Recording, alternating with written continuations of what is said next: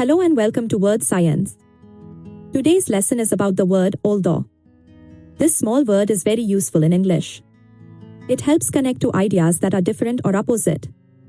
By the end of this lesson, it will be easy to understand how to use although in daily speaking and writing. Let's begin learning together. The word although means in spite of the fact that. It shows contrast between two ideas. When one thing happens, but something different or surprising also happens, we can use although. It helps make sentences sound smoother and more natural. Although is a conjunction. That means it joins two parts of a sentence. It tells the listener that the second part of the sentence is different from what is expected in the first part. It is often used at the beginning or in the middle of a sentence.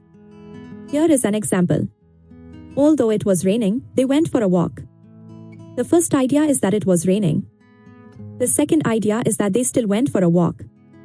The word although connects these two ideas and shows that the second action is surprising. Another example is, she studied hard although she was tired.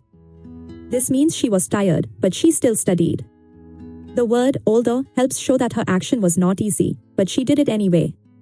It makes the sentence sound polite and natural. Now let's compare although with but. Both words show contrast, but they are not used in the same way.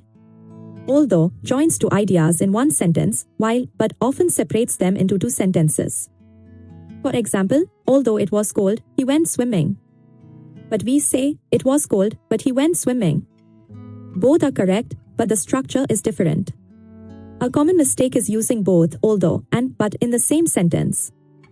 For example, although it was cold, but he went swimming is wrong. Only one word is needed to show contrast.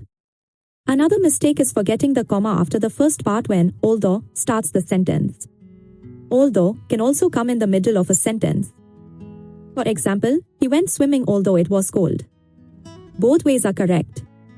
The meaning stays the same. The choice depends on what part of the sentence the speaker wants to emphasize. To remember easily, think of although as a bridge between two different ideas. It helps connect thoughts smoothly. It makes English sound more natural and clear.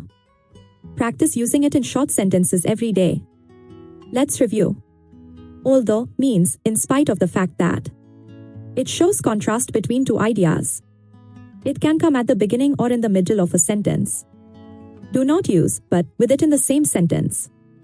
Practice will help make it easy to use. Thank you for learning with Wordscience. Keep watching for more simple English lessons. Remember, small words like although can make a big difference in how English sounds.